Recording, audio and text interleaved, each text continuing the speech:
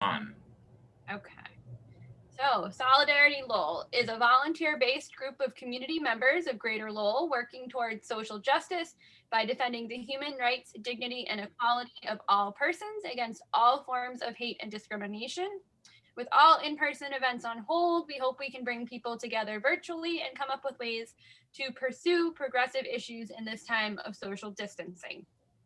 The Solidarity Lowell Coordinating Committee is your elected team of volunteers running the meetings, organizing events, disseminating relevant news, and sharing calls to action. More volunteers are always welcome, and elections for the coordinating committee will take place in April. All right, so the social distance hour, quarter hour, introduce yourself. When you introduce yourself, please use your name, your pronouns, where you live, and what did you do to increase your knowledge of Black history this month, as February is Black History Month. All right, so I will go first.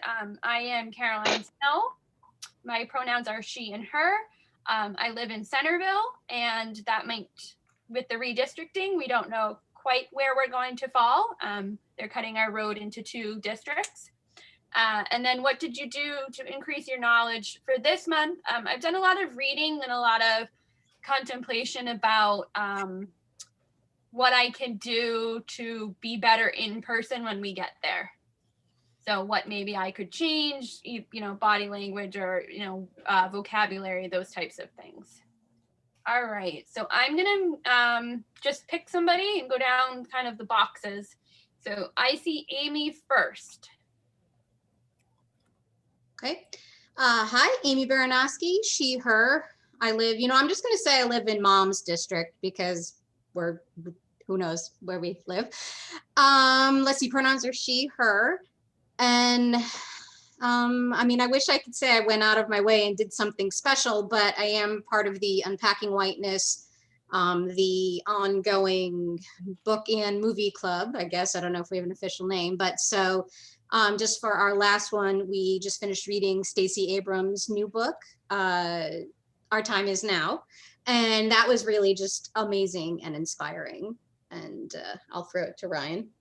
My name is Ryan Hammond. I also live with Amy in Mom's district, which is technically still the acre, but I believe we might be getting rezoned. I'm not certain. My pronouns are he, him. I'm also part of the Unpacking Whiteness group, which means I also read Stacey Abrams' book. In addition to that, I read a short essay on the life and times of Gordon Parks and the many different hats that he wore and his role in the arts and letters and Black activism and just his remarkable life as a Renaissance man, more or less. And I love and respect him even more than I did before. I recommend anyone who is interested in that kind of thing, just look up Gordon Parks. He's kind of a revelation. And I will pass the torch on now to Marissa DuPont. Hi, everyone. I'm Marissa DuPont. My pronouns are she and her. I live in Pawtucketville. And to increase my knowledge of Black history this month, I've been subscribing to this newsletter called the Anti-Racism Daily. And they did a special thing this month called 28 Days of Black History, which has been fantastic, where every day they talk about a person or a topic related to Black history. And that's been really, really awesome. It is archived. So if you're interested, you can... I think if you just search for Anti-Racism Daily, it would come up and you can read the archived posts. And I will pass it along to Chris Offerman. Hello, I'm Chris Offerman. My pronouns are she, her, hers. I live downtown, so I don't think that I'll be redistricted into anything else. What did I do? I didn't read anything specifically. Yeah, I did participate. Was that in February? Probably not. I forget. At least that's most recent. Yeah, I'm time blind, as I found out it's being called these days. In the most recent Unpacking Whiteness group, what was it, 5 sessions? And since PBS is just about the only TV station I ever watch, and it was chock full of Henry Louis Gates, whom I love anyway, so I watch anything by him. I also caught the Black Church, which was really, really interesting, the role of the Black Church throughout at least US history. That was about it. And I forgot who else. Lisa, were you on already? Nope, I can go. Okay. All right, so Lisa Arnold, pronouns are she, her. I live in downtown, and I ran the Unpacking Whiteness group, which ended second week in February. I also subscribe to the anti-racism group, and Martha Mayo has been producing these wonderful short story histories of people in Lowell who were active during the early during the Civil War and the Underground Railroad, and even later in history. And there's a bunch of stuff that she has been writing, and it's great to read what she's got there. So on that note, I will also say, if you haven't spoken, if you can click the little raise hand thing, that will help people pick someone. And I'm going to call on Paul Godet. Hi, Paul Godet. I live in Lowell in the Highlands section in the 18th district, Ratty Moms district. My pronouns are he and him.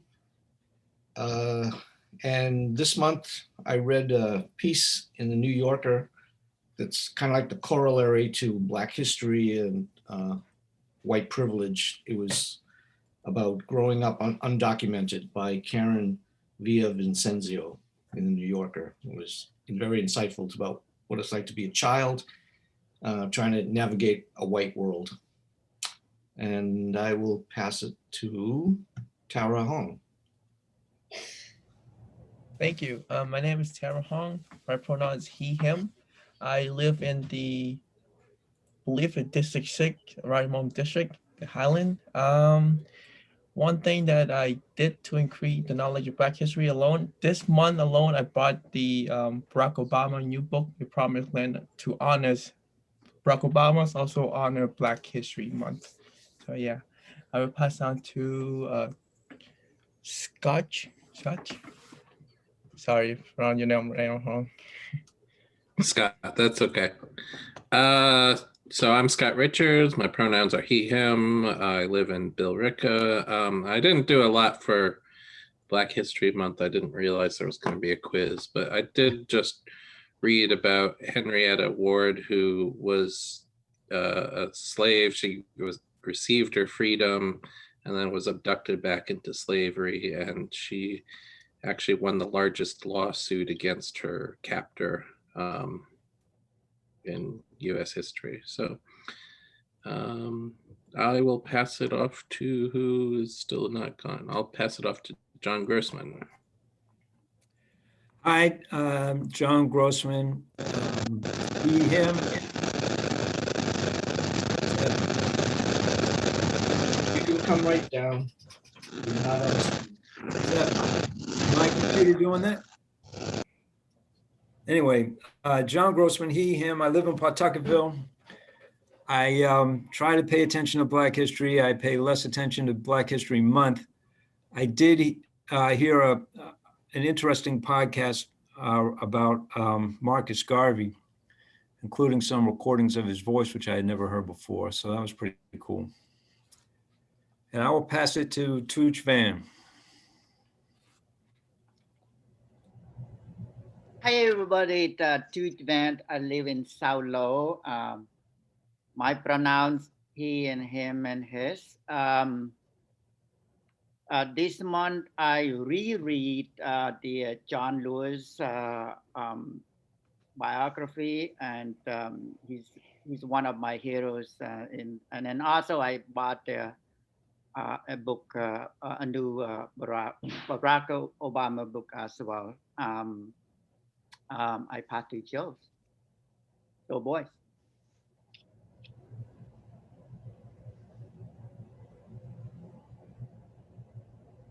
Hello, everybody. I am Joseph Boyle. I'm on the coordinating committee. My pronouns are he, him. I live in the Highlands. For Black History Month, I have to say the Facebook algorithm has actually been working for me. It has discovered that I am interested in Black history, and it has been giving me a lot of really good things to read. And so I've been reading in little bits and pieces here and there, a lot about individual characters and events from Black history. Most recent one today was I discovered the former slave who threw the first drag balls in American history. He was the first part, he called himself the Queen of Drag. Oh, yeah. And this was, and he was groundbreaking through drag balls in apparently New York City in the 1870s and 1880s. This month I have come across like I said, the Facebook algorithm actually worked for me, and it has been a very illuminating Black History Month. I will throw it to Stephen.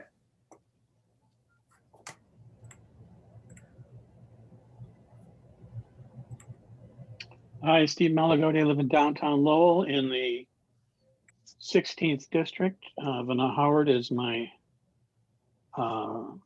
rep. He, him pronouns. I'm a member of 350 Maps. I don't believe in Black History Month. I hate these ghettos. I refuse to do that. Every day is History Day for me, and Black history is my history, and so forth. So I'm just not with it. But I will say that I've been reading a lot about Berenice Abbott, a white woman, prominent, very influential photographer. And so we can chalk that up to Women's History Month next month. I don't know who's left. I see Winifred's got her hand up. I don't know whether you've gone or not, Winifred. I'm Win Flint. My pronouns are she and her. I live in Christian Hill on top of the hill, also known I live in Centerville, on the top of Centerville, called Christian Hill. And what did I do last month? Well, I think it was 2 summers ago or 1 summer ago, Lisa, we took the first Unpacking Whiteness workshop. And then since this particular summer, I've done 4 of them. So I feel pretty immersed in Black history. And just a little aside, I don't know, some time ago, I was doing some work with the Lowell history and what have you. And I learned that there was an underground railroad house, legit, in Lowell on Mount Hope Avenue in Pawtucketville. So I wonder if Martha's talked about that recently. Let's see. Caitlin?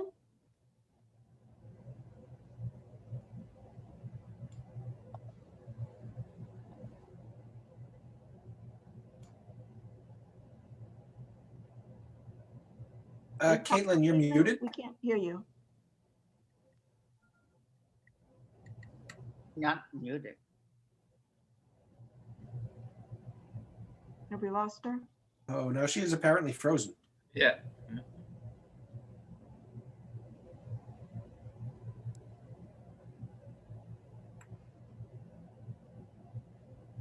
We can see you moving, Caitlin, but we can't hear you.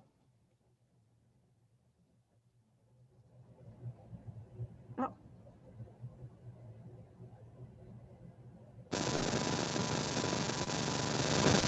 Yeah, there's something wrong with her sound.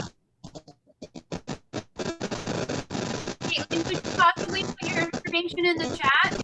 It might be easier. Yeah, we're getting a lot of feedback. May have to log off and try coming back in. That might solve it.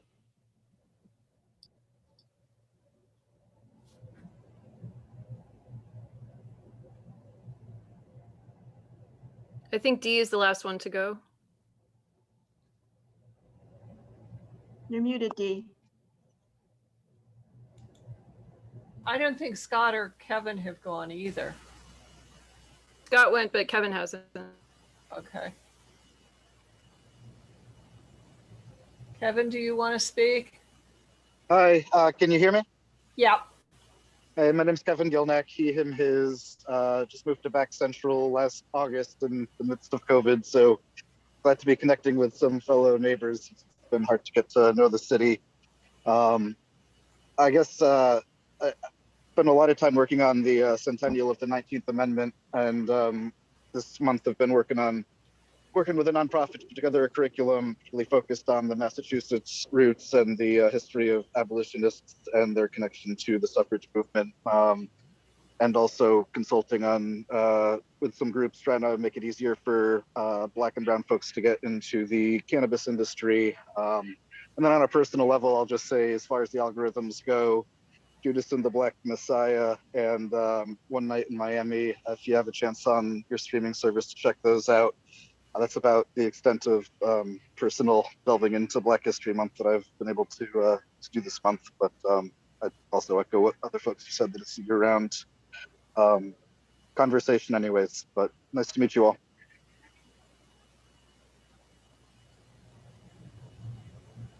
Okay. Thank you. It's good to meet you too. D. Halzak, she, her. I live in the acre.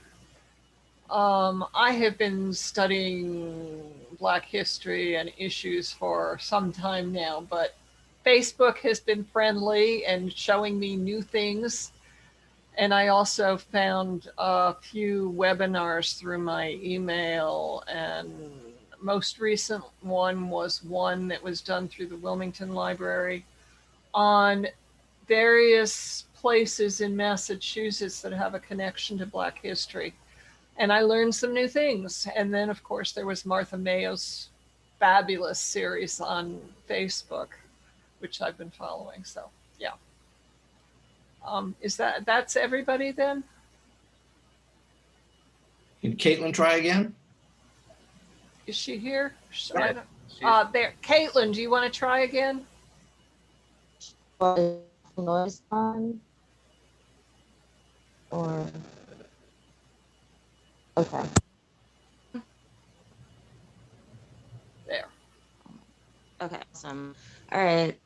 So I'm Caitlin. My pronouns are she, her. I live on Chelmsford Street down in like the 700s. I just moved here, so I don't know the area that well. So I kind of agree with, well, I definitely agree with the person who said that Black History Month is sort of a way to ghettoize history, and I'm not really a fan of that.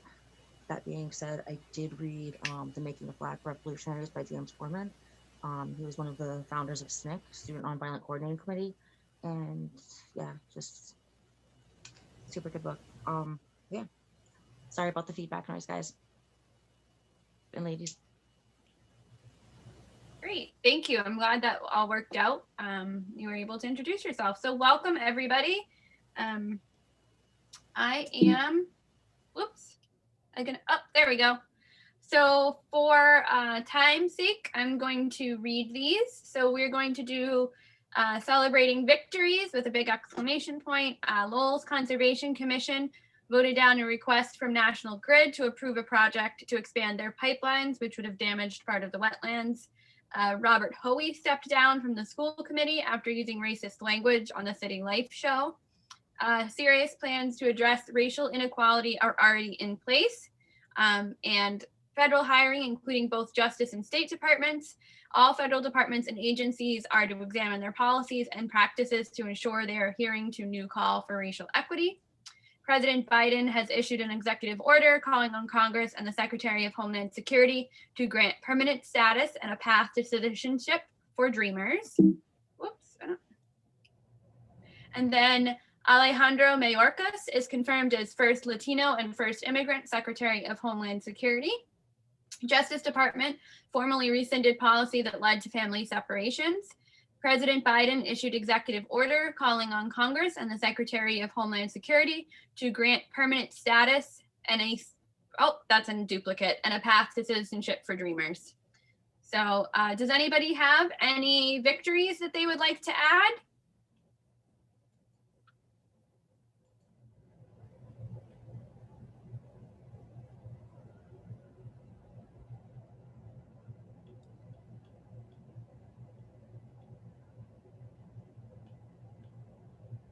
All right, I'm going to move forward. I also want to highlight that we have Solidarity Lowell Upbeat on Facebook, and there's the URL for that. All right. Thanks to the coordinating committee for listing those victories. I feel hopeful. Yes, That's great. That was tough. We had to cut back quite a few because we're in a good bubble. Yep. So election subcommittees, I'm going to turn this over to Dee.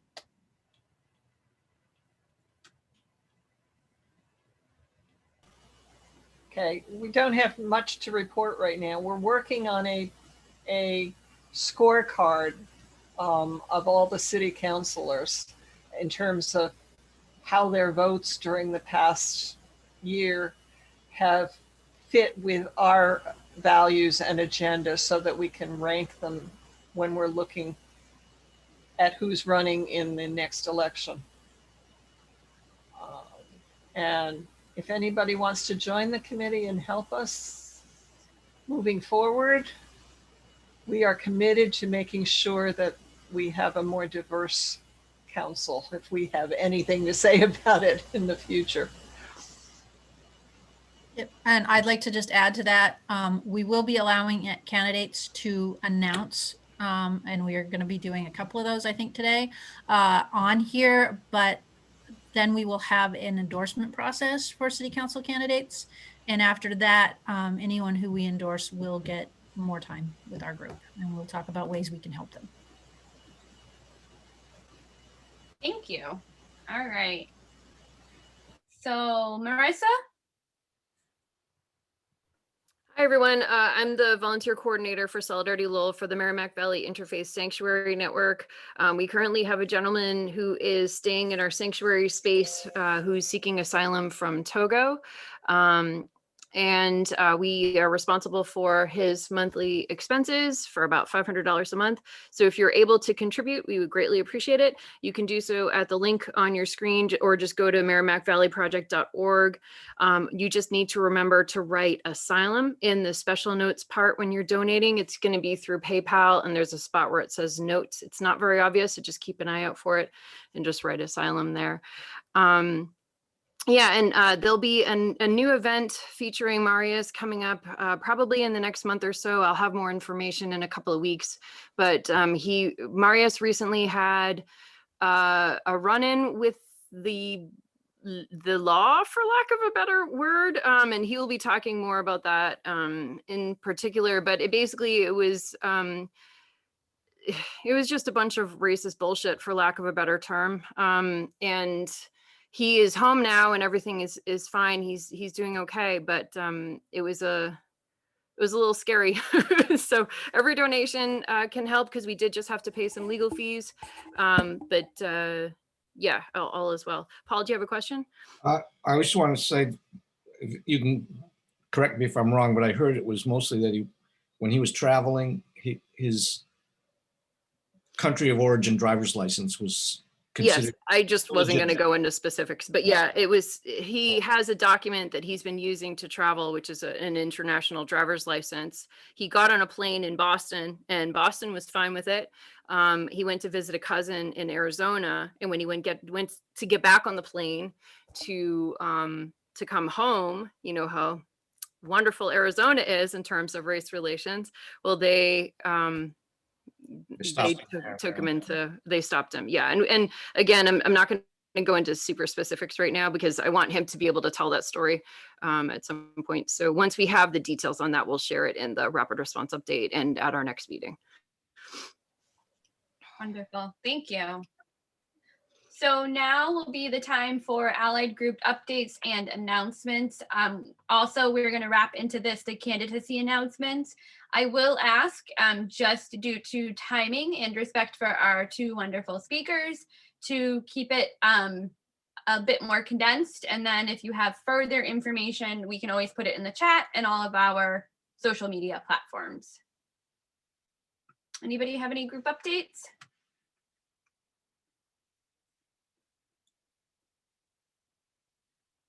Okay, so I don't see any hands. Dee, is that correct? Oh, Steve, okay. I just wanted to say a little bit about the Conservation Commission's rejection of the permit to National Grid for their pipeline expansion.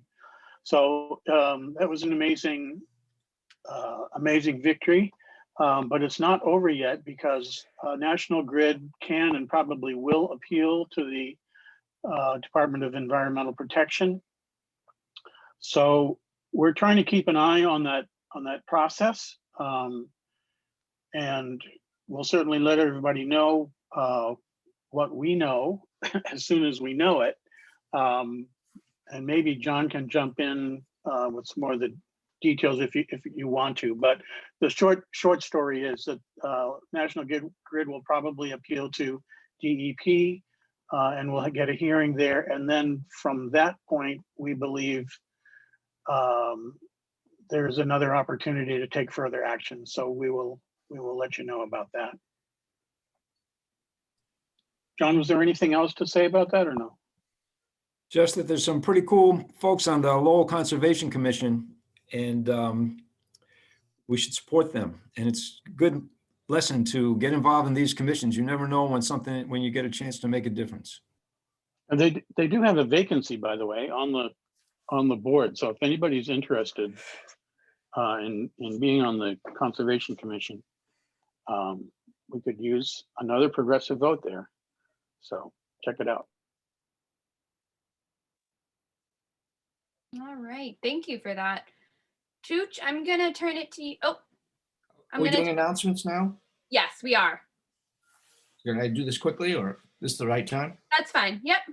So I just want to mention, since our last meeting, Merrimack Valley Project members have been networking with sister organizations under our umbrella group.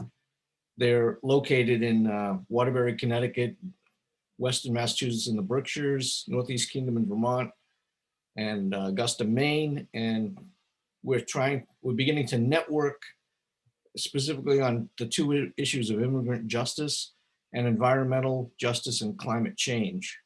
And Wynn and John and Lisa and myself and some others are beginning to build solidarity beyond our Merrimack Valley. So that's the update of what's been happening. Right. Okay. Chooch, I know that you have at least one announcement. I am Chooch Van, immigrant from Cambodia, who was born in 1975 when the genocide began. Khmer Rouge soldier killed all my family members because my father was a teacher. Left alone, moved from one family to the next in searching for the place to live. I was often physical and emotional abuse. This process taught me survival skills and resiliency. At the age of 15, I learned to help children with math in exchange for food and shelter. This process taught me the value of hard working, determination, and a helping hand. In 1996, I moved to the United States. This country welcomed me with the open arms. I lived in Lowell since then. I have owned a home in South Lowell for 12 years. My children play at the Butler School playground.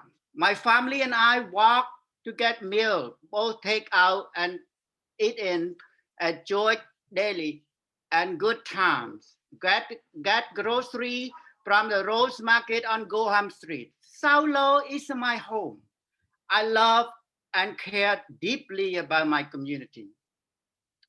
My work and my community involvement have given me the great opportunity to give back to Lowell, which have given me much. I want to do more. So I'm running for city council. To become city councilor for the 5th district will allow me to connect South Lowell to the city hall. Something have not happened for several decades. With a voice for inclusion diversity, we can provide a better quality of life for all. I ask for your support. I will need financial support, volunteers for a successful campaign. Please contact me. My cell phone 978-614-5505 and my email and vote for Chooch@gmail.com. Or go to our website to donate or sign up to volunteer. Together, we can make South Lowell even a better place to live, and let's do it On November 7th, please vote for Tuj Saulo, District 5 City Councilor. Thank you. So again, as Lisa clarified, we do have a full process and we will be going through that process and give you more updates as we go. But thank you, Tuj, that was very moving. I appreciate hearing your story and definitely would like to hear more. So let's see. Next we have two speakers. So we have Wynn Flint first, and then we have John Grossman. So what I'm going to do right now is I'm going to stop sharing the screen and turn the meeting over to Wynn.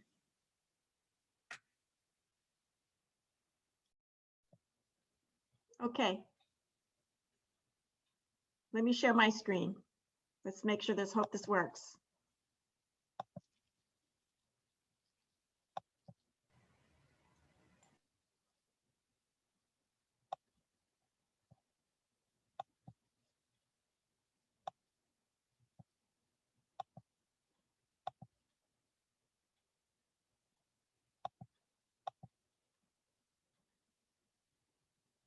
Okay, can you see a thermometer? Is no one talking? It's I good. can see it. Okay, Yeah. all right, good. All right, good. Okay. Okay, to fully understand the issue of heat islands, we need to more clearly understand the impacts of heat and the rising risks of extreme temps. Then we'll talk about heat islands in Lowell and then possible steps for mitigation and adaptation. I checked the length of this talk and it should be about 12 minutes. We're first going to talk about what extreme heat is and what it can do to a body, but I'm going to have to get a bit sciencey due to Wikipedia, so forgive me. Like we use wind chill to add it to a cold temperature to find out how cold it is, meteorologists have created a way to measure how hot it feels when humidity is added. It's called the heat index, which is taken in the shade, so it never really indicates truly how hot it is. Scientists have developed a more exact measure of extreme heat using the wet bulb temperature. I'm taking the time to explain it so you can better understand what is happening to the human body during extreme heat. Consider a thermometer wrapped in a water moistened cloth. The drier and less humid the air is, the faster the water will evaporate. The faster water evaporates, the lower the thermometer's temperature will be relative to air temperature. So the closer the wet bulb temperature matches the air temp, the harder it is for humans to cope because it's just too humid. Even heat adapted people cannot carry out normal outdoor activities past a wet bulb temperature of 90 degrees Fahrenheit, equivalent to a heat index of 130 degrees Fahrenheit. The theoretical limit to human survival for more than a few hours in the shade, even with unlimited water, is 95 degrees Fahrenheit, theoretically equivalent to a heat index of 160 degrees Fahrenheit. Wayne, can I just stop you for 1 second? Can you speak just a smidge slower because I'm taking notes? Oh, thank you so much. Oh my goodness, I could just give you my script so you don't have to take notes. If you want to email it after, that would make it easy for me too. Yeah. That's fine too. And thank you. I'll talk slower. I've been told I talk like a New Yorker. Okay. No, it's okay. No worries. We'll go slower. We'll go slower. Thanks. All right. So when relative humidity is 100%, a wet bulb thermometer can also no longer be cooled by evaporation. It will read the same as an unwrapped thermometer. Scientists previously believed that wet bulb temperatures rarely exceeded 87.8 degrees, but new studies have found recordings of that temperature 1,000 times. Readings exceeded the theoretical human survivability limit of 95 degrees more than a dozen times. And of course, I'm looking into what the highest wet bulb temp has been for Lowell. I have an email into the meteorological department at UMass Lowell. These extreme spikes in hot, wet air were brief, only occurring for an hour or two at a time, and were confined to hyperlocal areas. But the researchers expect these instances to become more frequent as global temperatures continue to rise.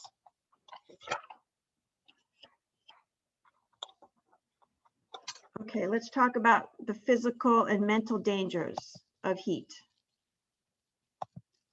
Oh, go back to there. There we go. Extreme heat is more of a killer than floods, hurricanes, or tornadoes. Older adults, the very young, and people with mental illness, believe it or not, and chronic diseases such as kidney disease are at higher risk. However, even young and healthy people can be affected if they participate in strenuous physical exercise during hot weather. During periods of extreme heat and high humidity, evaporation is slowed and the body must work extra hard to maintain a normal temperature. If the body cannot cool itself, serious illness can result. An early stage of hyperthermia can be called heat exhaustion, can also be followed by a heat stroke where dry skin is typical as blood vessels dilate in order to increase heat loss. An inability to cool the body through perspiration is very dangerous. Studies have shown that an increase in aggression and violence are definitely happen when there's an increase in heat and leading to a stress on mental health facilities and police. There's an increase in mental health issues. There's an increase in suicides, and certain kinds of psychotropic meds inhibit the body's ability to regulate body temperature. In the 2012 Wisconsin heat wave, 50% of all heat-related deaths were among the individuals with at least one mental illness. Okay, so let's talk about how heat islands work.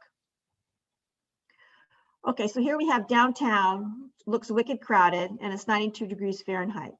You get into commercial area, we have the big buildings, and we definitely have asphalt, but you're gonna get some few trees, and you're gonna get some space between things. So now you're down to 88 degrees. And then we get into rural, which is basically all trees and all grass, which is down to 85. So far we have 5, so we have a 7-degree difference there. And then we get out to the suburbs, we get down to 86, 88. So what's that? That's a 2, that's a 4, that's a 6 different degrees. And then you have parks, which are really awesome here in the city. And then you get down to 86 degrees, which is 1 degree more than if you were in the rural area.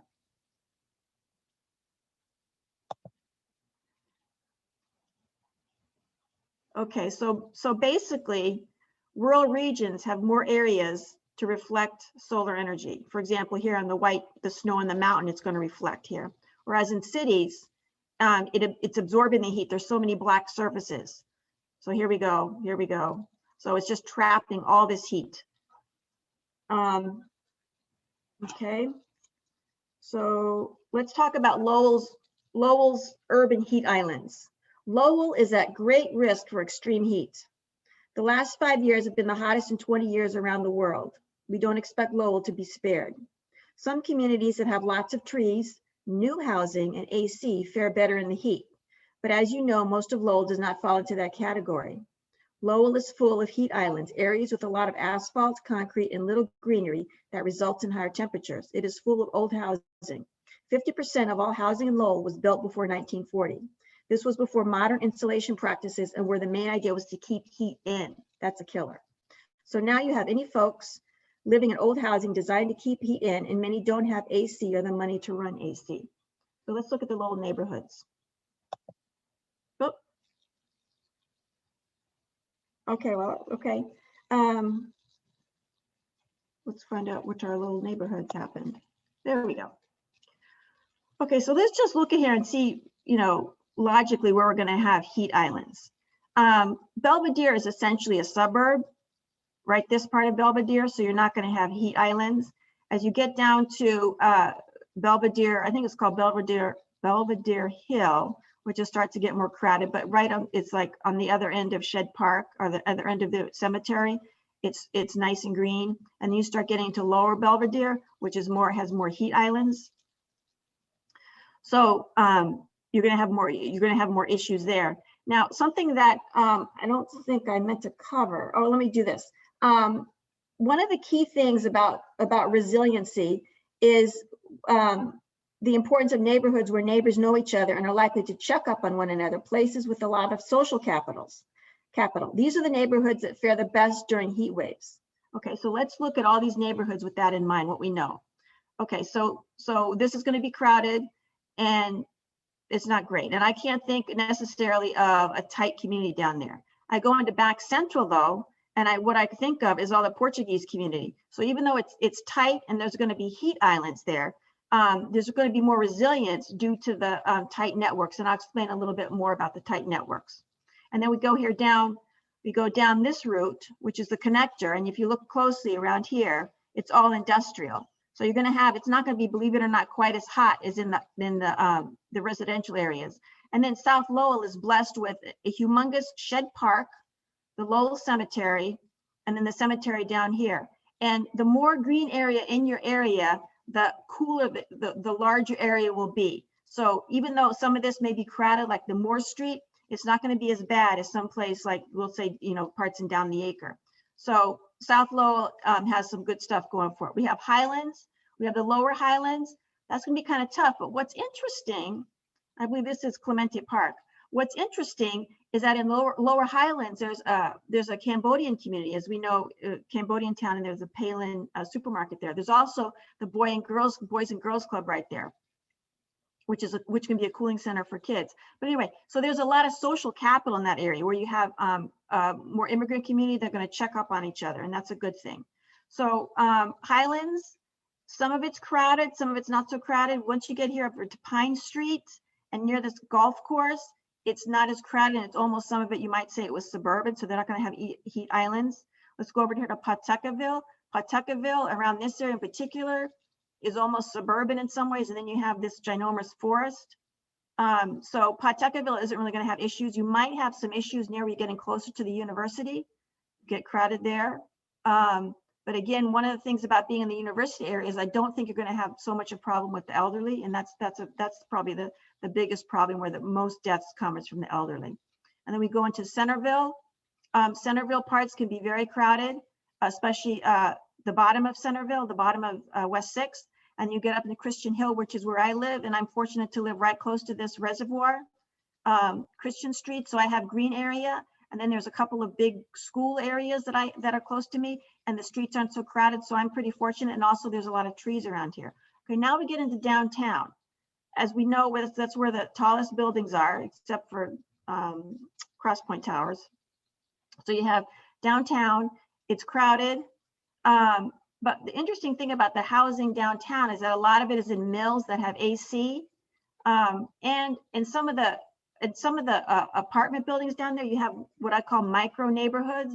You have people that know each other and that would check on each other in terms of if it got too hot. So you have some social capital there. And then we have the Acre.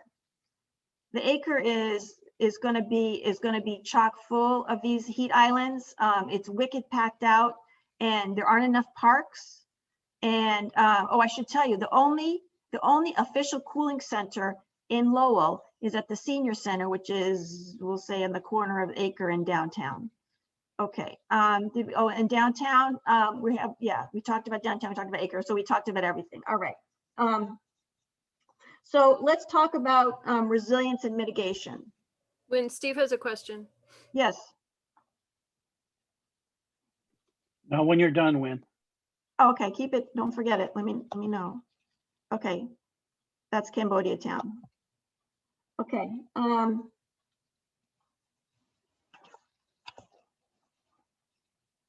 Okay, I seem to have gotten a little bit mixed up. I'm sorry. Let me go back to our neighbors. Okay. So let's talk about resilience and mitigation. Resilience is helping community members handle the heat. Mitigation is changing structure to minimize the impacts of heat islands, or removing more of the impacts of heat islands. So I want to put down these neighbors on the porch because one of the most important keys to resiliency is a strong community network, such as churches. Oh, where's my, such as churches, all right.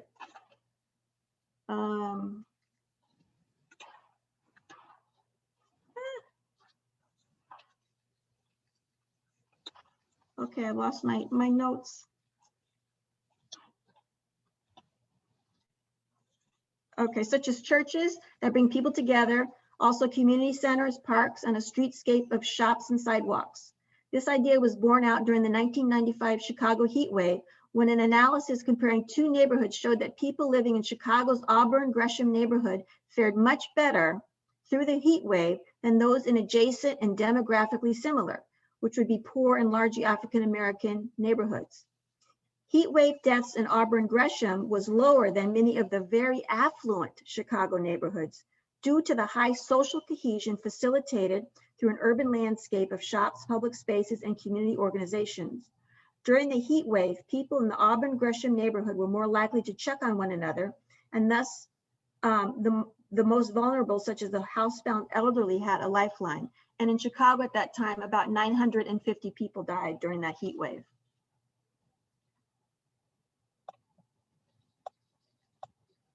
All right. Right now, there's one cooling center in Lowell at the senior center. In the Lowell Sustainability Plan 2025, there is mention of developing a plan to deal with heat islands and to find potential heat islands. I have requested to the city's energy manager to see if any of this has come to pass. So I'll be getting some information on that. In the meantime, 350 Mass is starting an outreach to houses of worship to consider becoming cooling centers. We're working with an organization called CREW, Communities Responding to Extreme Weather, that helps houses of worship help their neighbors. It is run out of Boston by Reverend Vernon Walker. A congregation can sign up to participate at 3 different levels. Ideally, CREW would like a cooling center within 10-minute walk of people's home. So you can be a hub, you can be a center, you can be a shelter. A center would be a cooling center, and then a shelter would provide overnight shelter. There are about 45 CREW affiliated buildings throughout the US. Many are libraries in addition to houses of worship. I would like you to think, when I have a moment here, I'm gonna put a link in the chat to CREW. So if you can think of a church or you go to a church, maybe you can consider becoming a cooling center. Other resiliency actions include providing AC fans to folks. Cities have done that. But interestingly, fans are only good to about 90 degrees, but they're better than nothing under 90 degrees. During that time, you want to prohibit utility shutoffs. You want to have portable misting structures. Make a plan to check on elderly and those who are vulnerable. You can have city workers get involved in this. You want to educate those who have paved over grass to get more parking to make it easier shovel, that maybe they don't want to do that. Okay, let's talk about some more mitigation options for Lowell. Just real briefly here. This is your classic, lots of asphalt, and this is actually showing what we should do, what we should mitigate for a flood. But notice that the same mitigation efforts for a flood gives us a lot of green area and removes a lot of asphalt. So it's a win-win. And actually flooding is, that's a whole nother topic, but flooding is a major issue for Lowell as well. Some other mitigation options for Lowell would be money for park departments to plant trees in parks, on streets, and pocket parks, money for rec centers, which are essentially cooling centers for kids, and have all pools and beaches operational. Gotta have this fun one. Doesn't that look fun? More water features like sprinkler parks, improve the AC at the library, which is a key cooling center, replace asphalt near end of life with green asphalt or grass if possible, and then have a tax incentive for property owners to plant trees. This is New York City. You can have a tax incentive for property owners to change to light color roofs. And just so you know, in terms of workers, this heat issue is going to be a problem for anyone who works outside. It could be firemen, mail carriers, roofers, agricultural workers. And then lastly, we got to think about our pets. And I just, in researching for this talk, I came across 2 factoids that I'll share and then I'll stop. You need to take extra care with older dogs and dogs with shorter noses. Just like older humans, older dogs can be especially susceptible to higher temps, and certain breeds of shorter noses like pugs and bulldogs are at greater risk of heat stroke. And then you need to apply pet-safe sunscreen to your dog. Sunburn can affect pets the same way it affects humans. Use a pet-safe sunscreen in unprotected areas like the tips of ears, the skin around the lips, and the tip of nose. A good rule of thumb is for sunscreen is if it's safe for babies, it's safe for your pets. All right, I'm done here. Let me stop sharing. Questions, Stephen? Yeah, so that was really an amazing presentation, localized here in Lowell.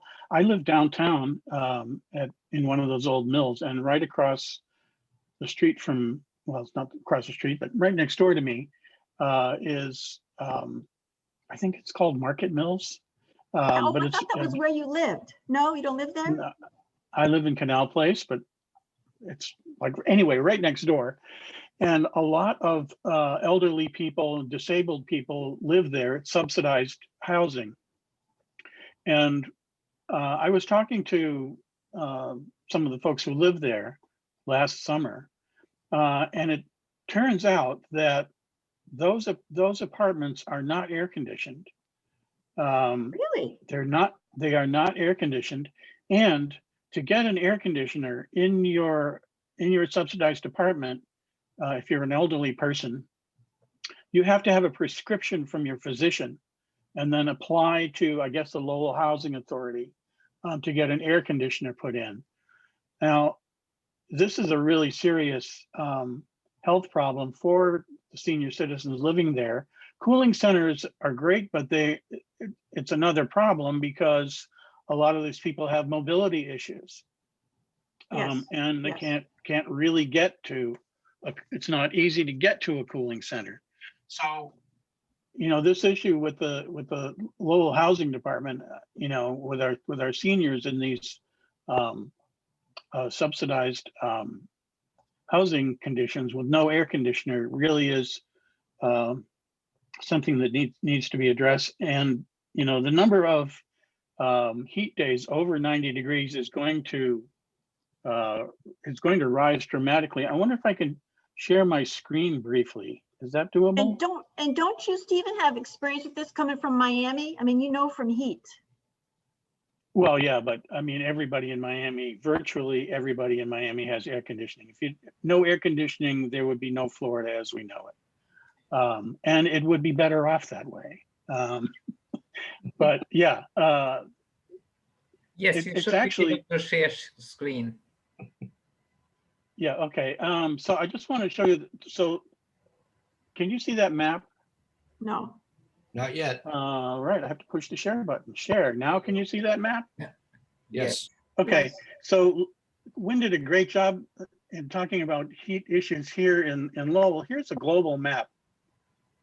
Today, this is from the United Nations, I believe. Today, 1% of the world is in a barely livable hot zone. Climate change takes effect. By 2070, that portion could go up to 19%. And look at this area, one of the most densely packed areas in Western and Central Africa. And here's Brazil. Wow. So this is what we're looking at, the effect of climate change. Again, this is one of the most densely populated areas of Africa and of course Brazil. And when you have these kind of conditions, what do you get? You get migration. So heat is a tremendously important subject. We need to deal with it here in Lowell, and we need to be aware of what's happening globally also, because some of those refugees are going to be coming here and we should welcome them. Well, I know thanks. I know there's such a thing. I know we actually have people who identify as climate refugees who moved from my sister's hometown, Reno, due to the wildfires, and they moved to Nashua. And when I read that was the first time I've seen in American mainstream press the concept where a climate refugee applied to an American. That was pretty mind-blowing. Any other questions? All right. Lynn, yes. Have you looked at, done anything to identify what areas of Lowell are the heat island problems, and have identified areas that are lacking street trees? No, I've just done that overview, and like I said, in the sustainability plan 25, I don't know what year they did that. There is a blurb in there that said one of our goals is to make a list of potential heat islands in Lowell, and then to make a plan on how to deal with that. So, and I have a request into the energy director to tell me, does this thing exist yet? Did they ever make it? So I'm a little getting on their back, shall we say. There's a question in the chat for Steve. Caitlin wants to know if all the subsidized housing in Lowell has the same rules that you referenced. That I can't tell you. This is anecdotal, coming from me talking to my neighbors who live in that building. But I believe that's the situation. Walking around in the acre, I see a lot of, not all the buildings, but I see at least some of the buildings with window AC. So I mean, it's an issue that needs, this whole issue of appropriate housing needs to be looked at. The environment in New England is going to change dramatically. It's an area that's going to have one of the fastest levels of sea level rise in the country, and also the number of days per year that are over 90 degrees. So, you know, the base environment is changing, and so the rules that may have seemed appropriate 20 years ago need to be looked at again, I think. All right. Well, seeing no other questions, thank you, Wynn. Oh, Lisa. Hi, yeah, I guess on when you talked a lot about some of the requests you have in, is there something that we can do as Solidarity Lowell and our members to help give some weight to your requests that you have in? Yes. Once I get the information from the city manager on whether or not they have anything to go ahead, we can work with that, and we can go to city council and say, hey, we need more trees. We need areas to be identified. We need you to do what you said you were going to do in the goals. So please, can we work together? How can we make this happen? So once I have something from the city manager, I'll have more of an idea. And of course, I'll talk to my 350 peeps. Oh, and I got to tell you guys something. Stephen didn't say this, but we got to give props to Stephen. At that meeting, where at the conservation committee meeting, he was like a freaking poet. He did this soliloquy that involved theology and the BP spill and the cost of trees, and somehow he wove it all together, and it sounded so beautiful. I expected like music to come out like in a TV show or something. Anyway, I think that was a big part of helping set their mind in the right direction. So props to Stephen. Well, actually the props need to go to Father Lewis, to Thomas Merton, from whom I got at least, well, I mean, I got the basic idea, and some of the text, but Thomas Merton is just an extraordinary mind, and anybody who is interested should look into it. Well, thank you. That was fascinating. And we are going to continue this wonderful discussion about the climate changes. Now, John, we are ready to move to the bill that is going to be discussed. Paul, did you just have your hand up with a question? Did I miss just something? briefly, when you talk to city manager, maybe there's something you can do about extending pool hours. Because we have 3 city pools, I believe, and they're always facing budget constraints. But in the case of a heat wave, they need to stay open. Yes. Okay, that's good. Thank you. Okay. Wynn spoke about the impact of climate change, and Steve also, and what can we do about it? One thing in Massachusetts that we're trying to do about it, there are efforts underway to address it in Massachusetts, and I'm going to briefly discuss what they are and how we can have some input. So many of you have heard about what's often called the climate bill that the legislature passed at the end of the year, and then had to pass it over again after the governor vetoed it. Back in 2008, the Global Warming Solutions Act was passed in Massachusetts, which was the first climate bill. It set goals for reduction of greenhouse gas emissions to try to address the problem of 80% by 2050, and also called for interim goals, although it didn't specify them. So since then, a lot has happened, including the science has developed and we know more about it, and the political will has improved, I think, on the issue. And so this year, there was a big omnibus bill that was passed. And in between, of course, there were many efforts, which I'm not getting into, but I do want to discuss this bill so you could know what's in it, because that's going to impact us. Assuming it does get passed, it's going to impact us. We're all going to be trying to implement it together. So the bill calls for emissions limits to be adopted every 5 years and requires at least 50% reduction by 2030, 75% reduction by 2040, and net zero by 2050. So we're talking about reduction of greenhouse gas emissions in Massachusetts throughout the economy, the whole state. In addition to that, the bill says divides the economy into different sectors and says we should have limits within each sector that will achieve the overall limits. And the reason for that is that it will, it's more likely to happen if we focus on these specific sectors and really try to make it happen. And so those are electric power, transportation, and you can read them on the screen there. I don't need to read them to you. I think the main thing to keep in mind is renewable electricity can be provided by renewable energy.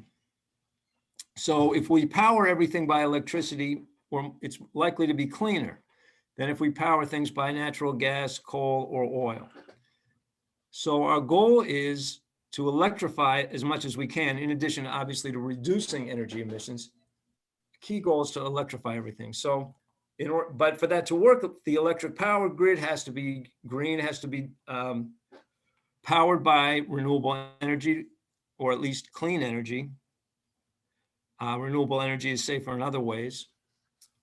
Transportation has to be electric. Heating and cooling have to be electric. Most of us now probably don't have electric heating and cooling, whether it's commercial or residential, etc. This bill also addresses an issue called environmental justice, which is related. It was a separate bill, but as you guys know, the way the legislature works, they sort of sometimes will mush everything together and try to pass it all at once. And that's what happened here. And so they did pass the environmental justice bill as part of this overall climate bill. So I want to briefly discuss what that does, because it will be relevant to us. First, it defines an environmental justice population. And if you can read this definition, I think you'll agree with me that it probably applies to Lowell, as well as a lot of other towns. And the concept is that the pain of whether it's climate change, pollution, or any other environmental problem is not shared evenly, because nothing in US of A is shared evenly. And certain communities get it worse because they can't afford to move away from it. And those communities, we need to stop doing that, and we need to take these communities into account as we're fixing the problem. And what else the bill does is it basically says when you're doing projects, when you're making environmental impact reports, you have to take into account fairness and equity and the environmental burden. And it establishes environmental justice principles, which are pretty good, I think. And the environmental justice community has been fighting for this for a long time. So that's in the bill. Bill also calls for creating a new building code. It doesn't require that all municipalities adopt the code, but it makes it an option to have a net zero building code, which means that new construction would be, if you adopted that code, all new construction would have to have net zero emissions, meaning any emissions they produce in the housing, by whether it's by heating or electricity or anything else, would have to be offset by actual renewable energy that was created by the housing, or by, if you had a green roof, maybe taking some of the carbon out of the air. Communities wouldn't be required to adopt the code, it would be an option. There's some other cool things in the bill. It increases offshore wind. It speeds up the requirement to make the electric grid renewable by not enough, but it gets it to 40% by 2030 across the state. Some of you remember that here in Lowell, we're at a higher level because we got Lowell to, do bulk purchasing of renewable energy for many of the ratepayers here. but this would mandate it across the state. And you can see some other things that are in the bill. There's also some money for workforce development because there's going to be a lot of jobs in the renewable energy as a result of implementing these requirements. Sets of appliance efficiency standards, etc. So what happened to the bill? The governor's, a few things the governor doesn't like about it. The governor has already come out in favor of net zero by 2050, but he's not in as much of a rush to get there as we are. So he's proposing that instead of a 50% goal by 2030, it be somewhere between 45 and 50%. And instead of a 75% goal by 2040, be somewhere between 65 and 75. Why is that important? From our perspective, the more you emit, the more the emissions stay in the air for a long time, zillions of years. I'm not a scientist, so I don't know what the number is, but they stay in there for many years.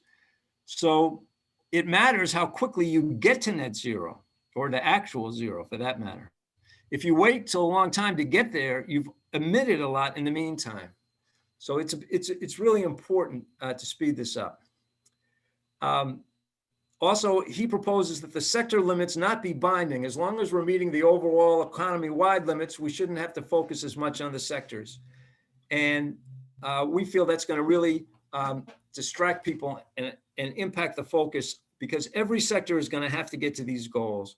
And as scientists will tell you, even the net zero by 2050 is not really fast enough to avoid some of the worst impacts, but it's a good step forward. He doesn't like the building code either, and he proposes creating an optional building code that's not net zero, but that's at a higher performing standard than present. All of these positions that he's taking, by the way, are positions that industry groups also take. So the commercial developers and residential developers are worried about net zero. They think it's going to make it too expensive. There's a lot of research that says otherwise. And his concern about moving to 50% right away is that it would cost too much. And I'll get to that in a minute.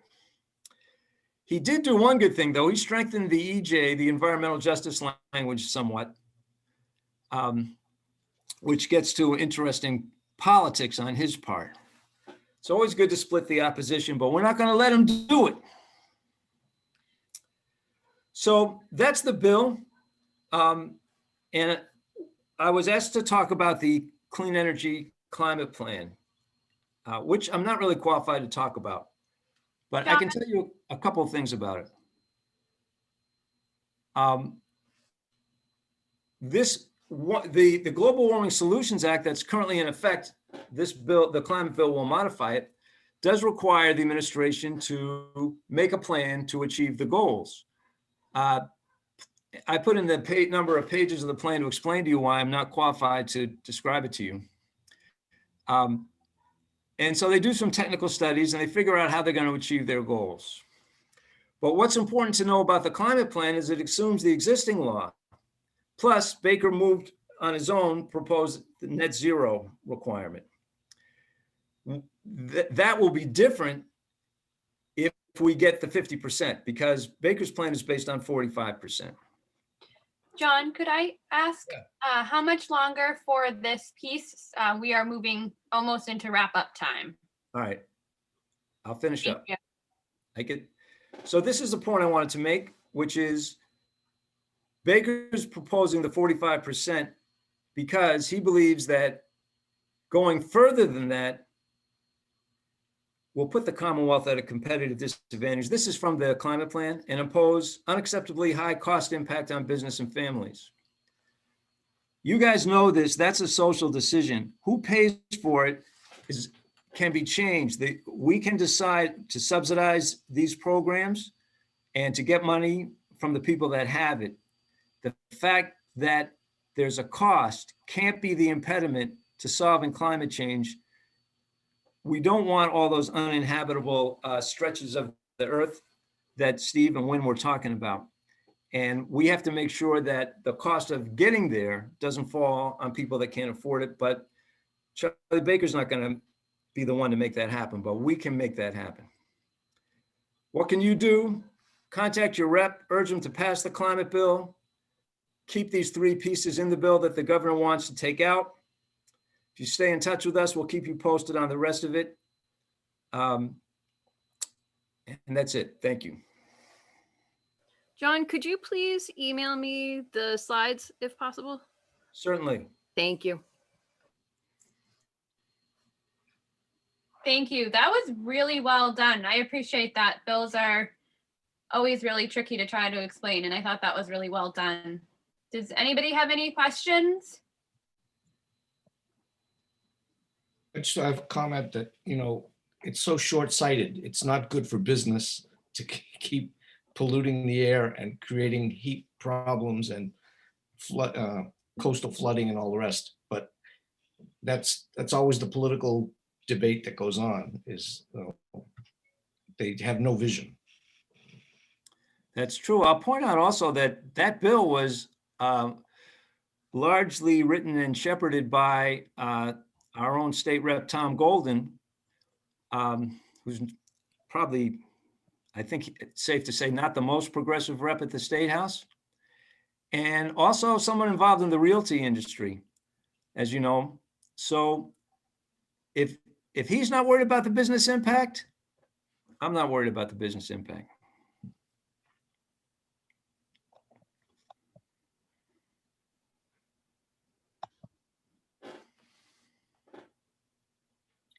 John, let me understand what you just said. What you're saying is that Golden has taken into account the business community's concerns and still come up with a good bill. That's his bill. Baker is undercutting that and saying he's not being realistic. Right.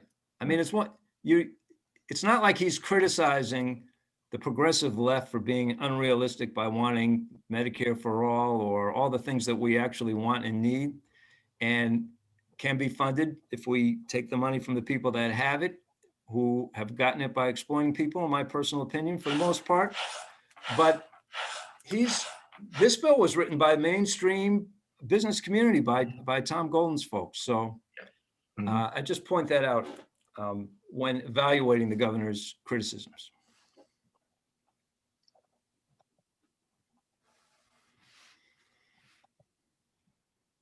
Does anybody have any other questions about either president? Okay. I am going to share my screen. Give me 1 minute.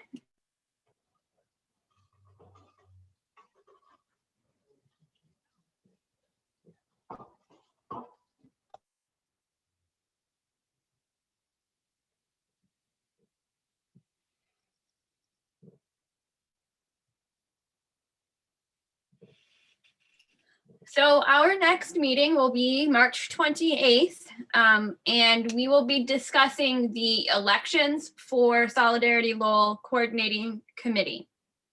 And we will also be doing a question and answers with our current team and kind of what their experiences are, what is involved, and kind of just go into details about the expectations and the process and all of those different pieces. So that will be our main piece to next month's meeting. And I encourage anybody that has any questions or, just any ideas about what that election could look like to bring those to the meeting. And then we will discuss back and forth within regards to the bylaws and all of those pieces. And then there is also a discussion in Slack, which is #events.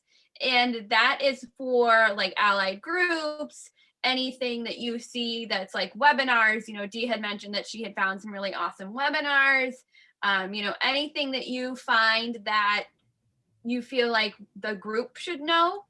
That's a really great way to just put it in there, plug it in, and then it doesn't kind of get lost in people's inboxes. I will also say that if you need to interact with us individually, it's our names@solidaritylowell.com.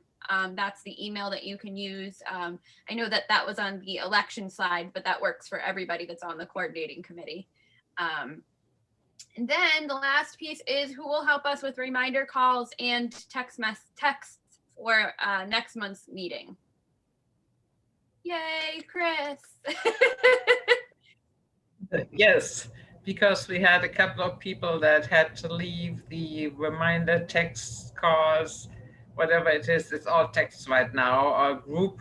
So we could definitely use some additional help. It's, for those that don't know it yet, real easy, because we develop a script and we have a list who to send it to. So like about a week before the meeting, I sent all of the people who do reminders the link to the list plus the script, and all you have to do is about 10 times copy over that script into a text and send it to the numbers that are assigned to you. You don't really have to think, you just have to know how to text somebody. It's super easy. Anybody who would like to join that group, you can say it now, or you can email me, chris@solidarityLowell.com. Or you can text me, or you can Facebook message me. I'm about everywhere. Thank you, Ben. All right, so this is all of our platforms and places to interact with us. Whoops. Oh, it's me. I'm sorry. I forgot that the mouse is very sensitive. Hold on. I was wondering why the screen kept changing. I'm sorry. Hold on. I'm going to stop this for a minute. Share the screen.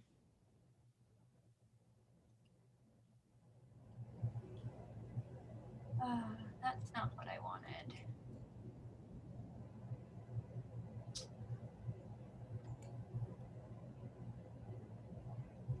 There we go.